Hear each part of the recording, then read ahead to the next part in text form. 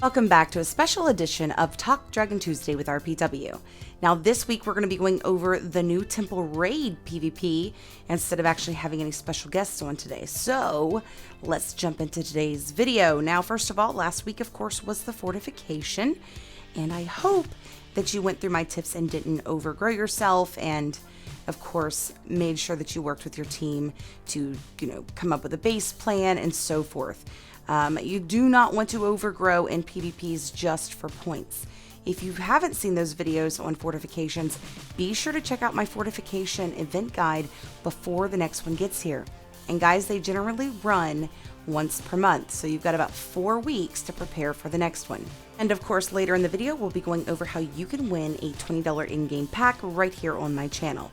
Now, this week, of course, is the new Temple Raid. It's coming out tomorrow, so I definitely want to get into those details. But before we get started, I want to, of course, say thank you for all of those that support my channel. But if you are new here, the best way you could support my channel is to, of course, go and actually subscribe to my channel. That is what helps my channel grow. And, the more my channel grows, the more I can make for you. Another way you can support my channel is, of course, sharing my videos with other players, specifically that are beginners, because that is my end goal, is to help all the beginner players out there.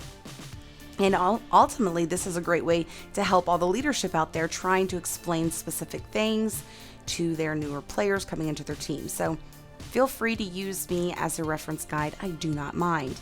Now, you can also give me a big thumbs up on my videos. That is another great way.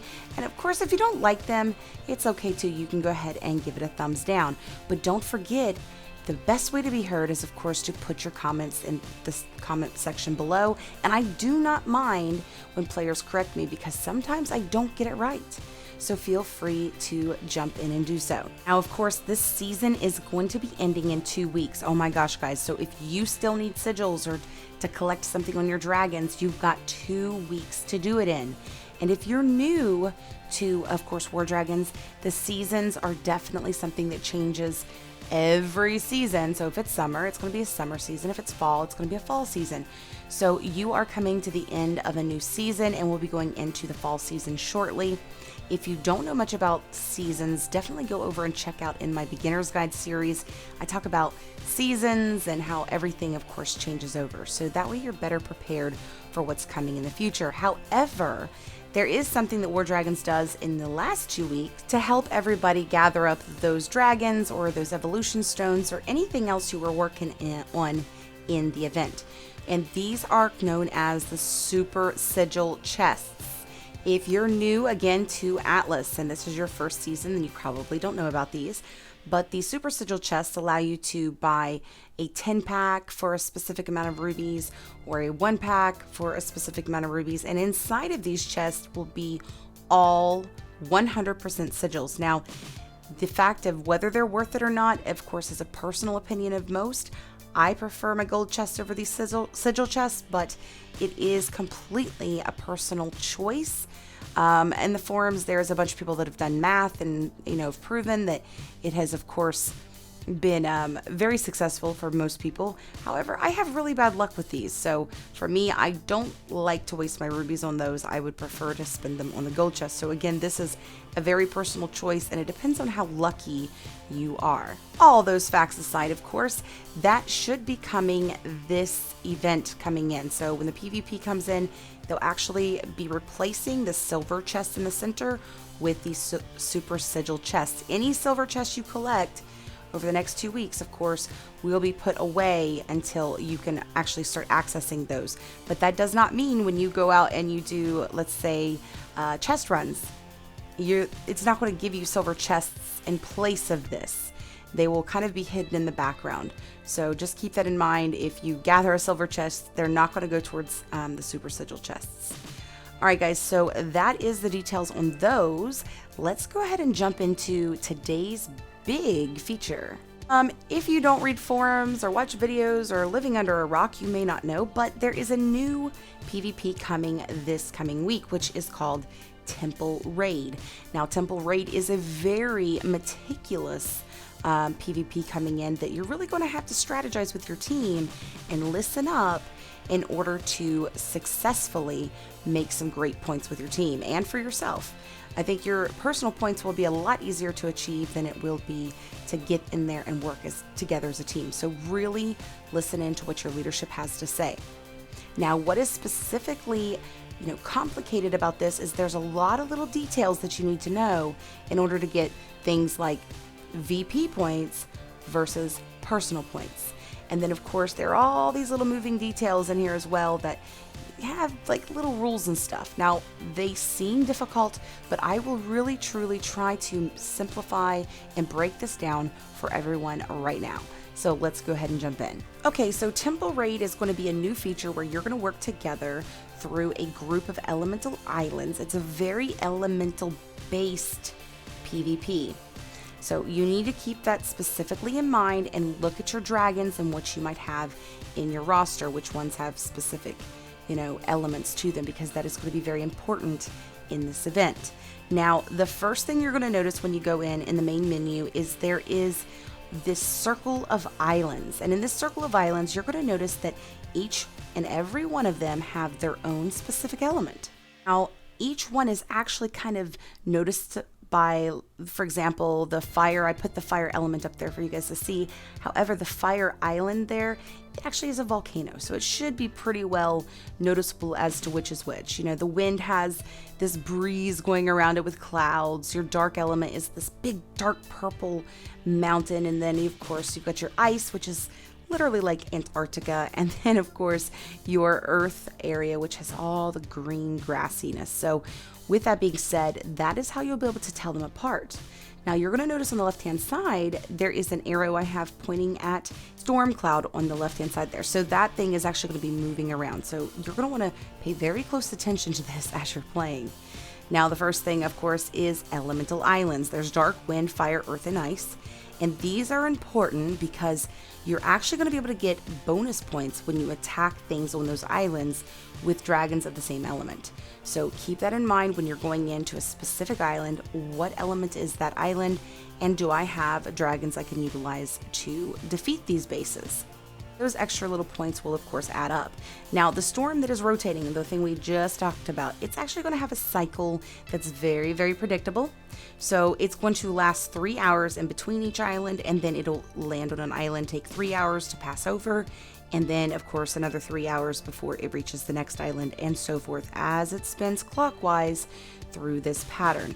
So why do you need to know about this cloud? Because once this cloud reaches any specific island, then you're gonna whoever's on that island, any teams that are on there, will be booted completely from that island.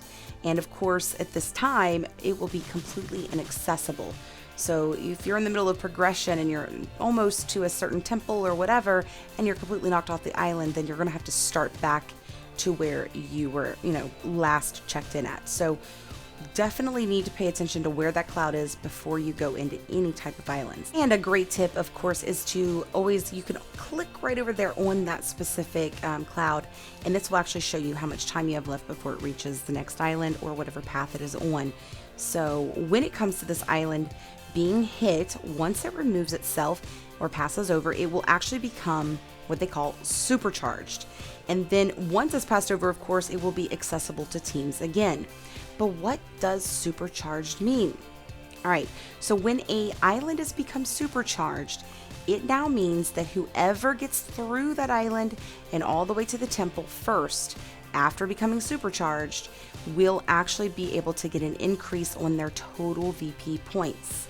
So with that being said, it's only for the first team to complete that island after it's been supercharged. So with that being said, there's going to be a lot of teams out there that are going to be hitting that island really hard, and it may be a little too popular for your team. So make sure that if your team isn't very active at that time, like, let's say most of your players get on at night, then you may not want to go towards a super charged team, because there's going to be a lot of other teams that might be clawing and scratching to finish that first. Or you might be better off going to one that's really pretty far from the supercharged islands, from the clouds, but yet not as popular as a supercharged island. However, if you do have plenty of people on, this is a great time to jump in, because every time you attack other players, this means you're going to get more points and more, which means more progression, faster progression as you go through this island. Now, remember, as it goes through, it can, cause you to be kicked off. But I do want you to know, if you are in the middle of going through that island and you are knocked off, you aren't going to lose any personal progress in your points, and you're not going to lose any victory points for your team. It is simply your progression on that island. When it comes to progression and how that is done, you're going to be able to do this by moving your team's little shield all the way up the map by working together against other teams. Now, what does this mean? This is when the PvP part of this PvP/PvE event comes into play. So PvP meaning you are going to attack other teams on the playing board here to be able to progress yourself forward. So every time you attack them and you get points, you are going to push forward. Which means if a team hits you, for example, or you hit a team with a mega coin, then you will of course jump faster because there is more points. Or let's say you use the new thing with the wildfire, of course, that's going to push you up faster as well.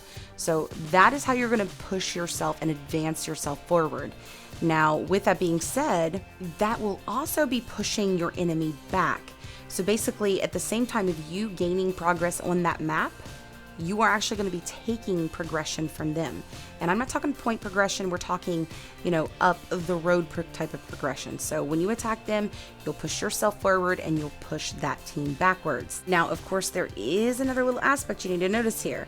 Now, a team that's in front of a Temple Guard checkpoint cannot be pushed back past the point of a checkpoint that they've already reached. With a great example being this yellow team, if I push them back, I can't take them beyond that first checkpoint. Now, each of these will be not only indicated on the map, but they will be also indicated on that island. So once you reach that first Temple Guard and you've gotten there, nobody can actually take you back beyond the beginning before you reach that point. Now, once you pass it and you're working your way towards the secondary one, for example, they can push you back towards that one, however. So that doesn't mean that you're safe. There are still some teams that can be holding you back, preventing you from reaching the next one before they would. However, because it's one of those things, once you've reached a checkpoint, you can't be progressed backwards. You might want to think about, before you really start hitting hard again, how many people can you gather on between each checkpoint before you move on with your attacks. Now, in the actual game, you'll see here is a Temple Guard, and then of course, showing my player here at that location. So that is where you're going to see whenever you zoom in. Now, all checkpoints will be completed once you get through the first 3 Temple Guards, which will actually unlock the ability to go into the temple, but it's not over yet. You're still going to have to work through that last little bit of road or path there where other players could be attacking you, preventing you from making that progression.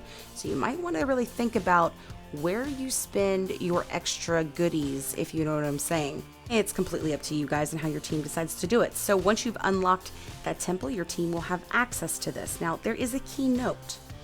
PvP attacks on the island are only going to affect the map progression of other teams, not actually take their team points, nor will this give you or your team any type of points. So you really need to know the difference between what PvP is and PvE is. PvP is whenever you are personally going against another player. So player versus player, attacking another player for progression for your team on the map. This will get you personal points, but it will not get your team any points. Now, PvE is player versus environment attacks. Now, in this particular case, this is where you and your team are going to work on gaining points, which are victory points for your team, where you can actually gain rank for your team specifically. Now, of course, once you've got all the way through and you've unlocked the temple on this specific island you chose, you're actually going to be able to go in for 2 hours with your team and make as many points as you can together. Now, these will, like I said, be PvE points. These will be player versus experience points, which will give you VP, victory points, towards your team ranking. Now in there are some keynotes you need to know about the temple. Number 1, you will unlock this feature for up to 2 hours. Number 2, you are on your own, which means no backers, guys. You can't back others either. Now, of course, the third thing is tier-based attacks. You will have to go up against them with that specific level tier dragon. And then, of course, you need to pay attention to what the energy consumption is on the temple.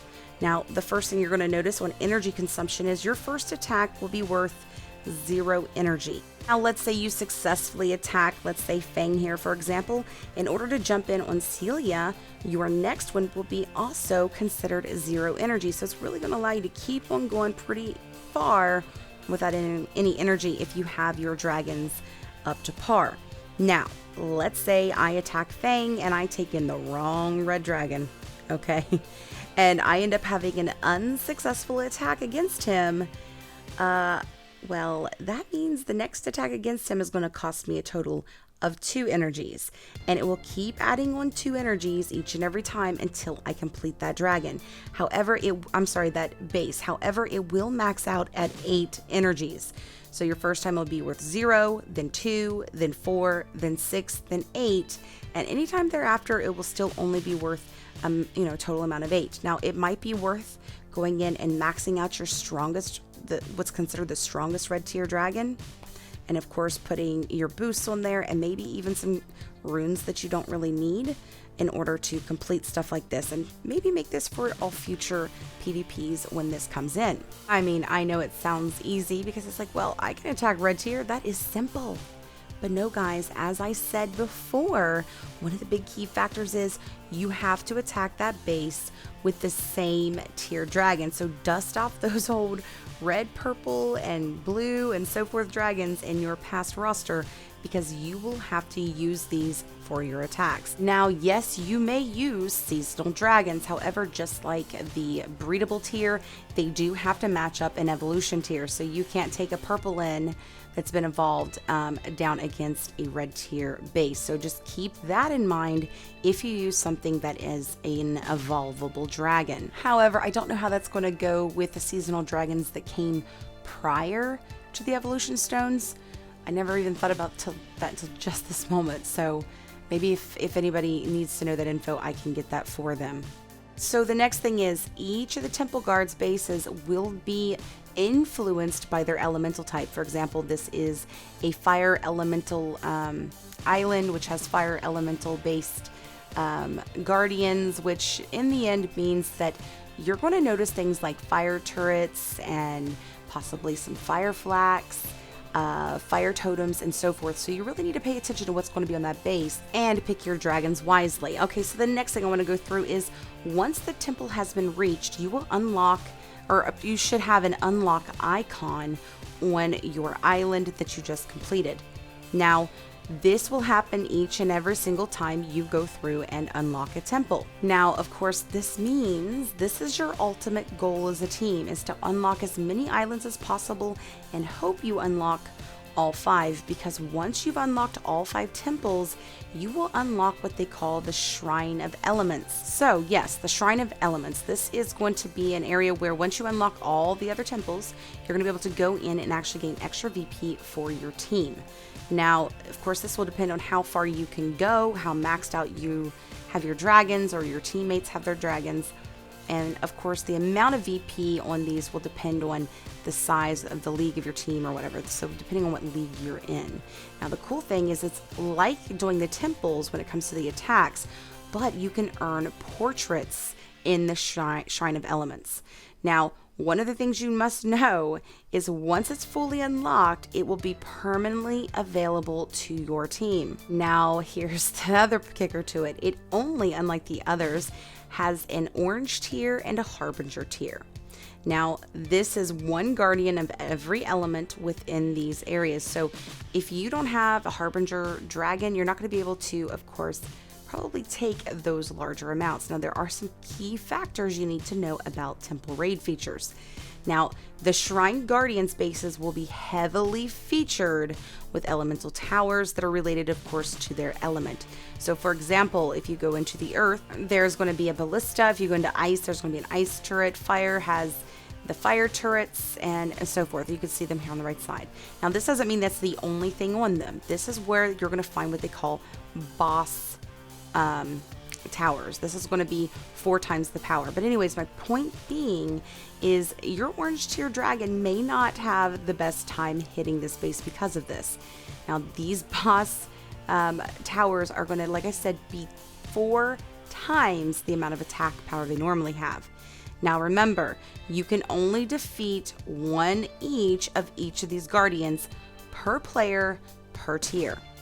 Now, after you complete the shrine, however, you can, of course, go back and jump into some more islands for some extra VP for your team. Now, don't worry, that does not mean that you have to start all over to unlock the Shrine of Elements. That will stay unlocked for your team to work on into the future. But after that, like I said, after you've completed it, you got that unlocked, you can go back through and start taking these islands again, working against other teams, and maybe hitting some more of those supercharged islands and so forth to get extra VP for yourself. But a big key factor here is, guys, that doesn't mean attacking other players. This means going back through checkpoints and the temples. Now, here's the thing, guys. I, of course, made this video for you guys today prior to the event coming out with all the information I could gather, but there might be some things that I'm missing that haven't been quite detailed out yet. They may change something by the next time it comes in, so definitely be sure to check back on that. But I'm hoping to have a more updated version of just this PvP's guide very soon. So I do want to say good luck, and I hope that what I've already put out there for you guys so far is going to be a big help for your team. Now, we are ready to jump into today's giveaway, which, if you're new to my channel, we do every week here on my channel. Now, before I go into the details, I just want to remind everyone that I, royalpaynewife, am the one that chooses the winner at random by drawing live here on my show for you guys to see. However, I am not the one that actually gives out these prizes, so if for any reason you have any issues with getting a prize, you're going to have to contact me so that I can contact those at War Dragons. Now, the reason they distribute the prizes is this is their way of course, supporting those in the creators faction and promoting, letting us promote our channels or our social medias, no matter who you are, as long as you're in creators faction. Now, this week, in order to be able to enter for the chance to win this week's $20 in-game pack, is scroll clear to the bottom of this video and find the comments section. In the comments, you're going to include your in-game name, and then of course you're going to put hashtag Temple Raid, and everybody that puts that in, of course, will be put in for a chance to win a prize. Now, of course, make sure you hurry up and get that in there, because I actually closed down all contests at noon Central Standard Time on Wednesdays. I'm sorry, I just lied to you guys. On Thursdays, I closed down all contests on Thursdays at noon Central Standard Time. So be sure you get that in there. And then generally, I try to go in on Fridays or Saturdays and do my live drawing. And then, of course, turn your name into War Dragons for your prize so you can get it before the end of the event for those extra goodies. Now, also, don't forget, I'm looking for more entries on... What did you say? That's chat bloopers in War Dragons. What? Alright, the next episode of this will be coming out in about a month's time, so make sure you get your entries turned into me. You can send it to me online or one of my social media accounts, and you could enter in during that week for a chance to win a prize. Now, the Summer Flare season is coming, like I said, ending, coming very soon, so this week is, like I said before, going to be the return of the Super Sigil chests. And then, of course, there is the new PvP known as the Temple Raid, which I think we're all very excited to jump into. Be sure to share this video with your teammates so they know what to do. All right, guys, thank you very much for supporting my channel, and you can always do so by sharing the videos. And of course, like with today's video, if you liked it, make sure to give me a big thumbs up, subscribe to my channel, and don't forget to hit that bell for notifications every time a new video is posted. Happy hunting!